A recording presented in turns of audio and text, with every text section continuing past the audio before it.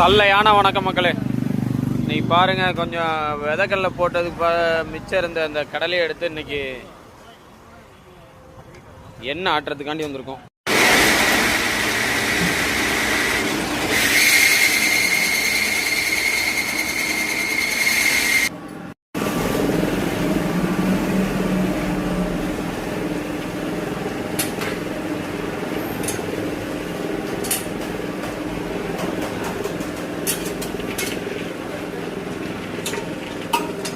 கடலை அரிசி இந்த மாதிரி ஆட்டி அரைச்சு உளுஞ்சு கீழே எண்ணெய் வருது பாருங்க.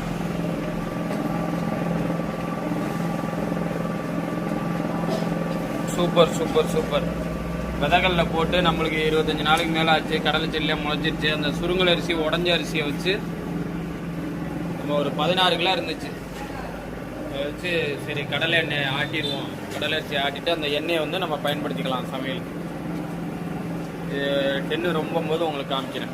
ஓகே மக்களே, ஒரு 10 நிமிஷத்துக்கு மேலே இருக்கும். இப்போ நம்ம வந்து கடலையை வந்து முன்னாடி போட்டிருந்தோம். கடலை அரிசியை இங்கே பாருங்க, அது வந்து புண்ணாக்கு ஆயிடுச்சு. அது பாருங்க எப்படி பளபளன்னு தெரியுதுன்னு பாருங்க. அதில் ஒரு புண்ணாக்கை எடுத்து காமிக்கிறேன். பளபளன்னு இருக்கு பார்த்தீங்களா? இதுதான் கடலை புண்ணாக்கு. நல்ல எண்ணெயை புழிஞ்சு கொடுத்துக்கிட்டு இருக்காப்புல. எண்ணெயை வருதத்தை பாருங்க. எண்ணெய் இதில் வடிஞ்சு இந்த இதில் வந்து டின்னில் வடிஞ்சிட்டு இருக்கு பாருங்க. கடலை எண்ணெய் தான் நம்ம எல்லாத்துக்கும் சேர்த்துக்கிற குழம்பு எல்லாத்துக்குமே நல்லா இருக்கும். கடலை எண்ணெய் பாமாயில்லாம் வேஸ்ட்டுங்க, உடம்புக்கு கெடுதல்.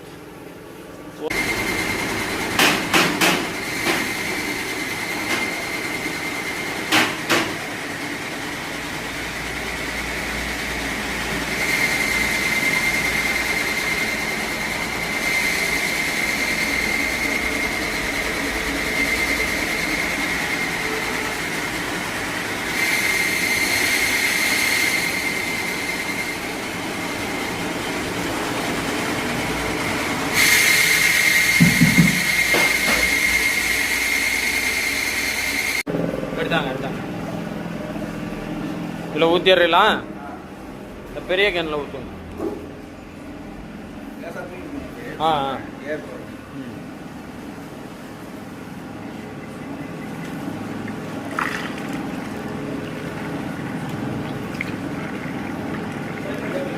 கடலை அரிசியை கொண்டு வந்தோம். எண்ணெய் தனியாக